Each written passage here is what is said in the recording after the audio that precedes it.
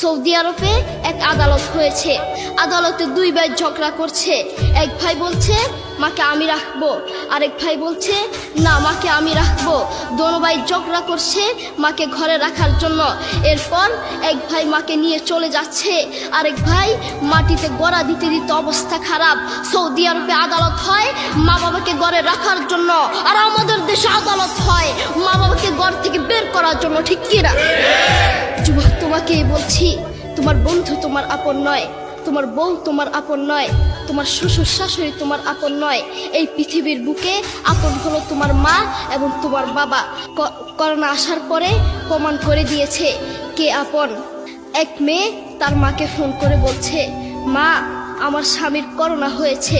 মা বললেন সাবধান, তার কাছে যাবি না, আমি সকালে সিএনজি পাঠিয়ে দিব, তুই টপ করে সিএনজিতে উঠে যাবি। এটার নাম দুনিয়া, এটার নাম দুনিয়া। করোনা হওয়ার পরে বন্ধু বন্ধুর কাছে যায় নাই, করোনা হওয়ার পরে শ্বশুর শাশুড়ির কাছে যায় নাই, করোনা হওয়ার পরে স্বামী স্ত্রীর কাছে যায় নাই। কিন্তু করোনা হওয়ার পরে এখনো ইতিহাস আছে, মা তার ছেলেকে গিয়ে চুমু খেয়েছে। করোনা হওয়ার পরে এখনো ইতিহাস আছে, বাবা তার ছেলেকে কাঁধে নিয়ে হাসপাতালে গিয়েছে, ঠিক কিনা? যুবক, তুমি তোমার মাকে কিছু মনে করছো না। তোমার মাকে তুমি ঘর থেকে বের করছো। ছেলে বিদেশ থেকে এসেছে, এসে শ্বশুর বাড়িতে গিয়েছে, তারা তাকে উল্টাপাল্টা বুঝিয়েছে। এখন বাড়িতে এসে সে বলছে, মা তুমি আমার টাকায় খাও, আমার ঘরে থাকো, আবার আমার বউকে পিটাও। এই কথা শোনার পরে কি কোনো মার কলিজা আছে? মা বাথরুমে গিয়ে আধা ঘন্টা কাঁদতে লাগলেন। কেঁদে অজু করে নামাজে দাঁড়ালেন।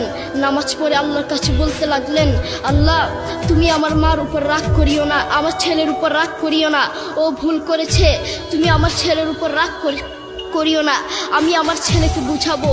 এরপর মা গিয়ে ছেলেকে বুঝাচ্ছেন, বলছেন বাবা তুমি আমাকে বের করে দিবা, সমস্যা নেই, তুমি আমাকে বের করে দিও, কিন্তু আমার একটা স্বপ্ন আছে। ছেলে বললেন কি স্বপ্ন বলেন? মা বললেন তুমি বাজারে গিয়ে একটা পাকা আম নিয়ে আসবা, এসে তোমার বুকের উপর রাখবা, সকালে উঠে ওটা আমি খাবো। এরপর ছেলে বললেন আচ্ছা ঠিক আছে। ছেলে বাজারে গিয়ে একটা পাকা আম নিয়ে আসলো, এসে বুকের উপরে রাখলো। 5 মিনিট না যেতেই সেই আম পিঠের নিচে পড়ে চ্যাপ্টা হয়ে গিয়েছে। এরপর ছেলে মাকে বললেন, মা তুমি কি সকালে উঠে আমটা খাবে? ওটা 5 মিনিট না যেতেই পিঠের নিচে পড়ে চ্যাপ্টা হয়ে গিয়েছে। এরপর মা চোখের পানি ছেড়ে বলল, বাবা আমি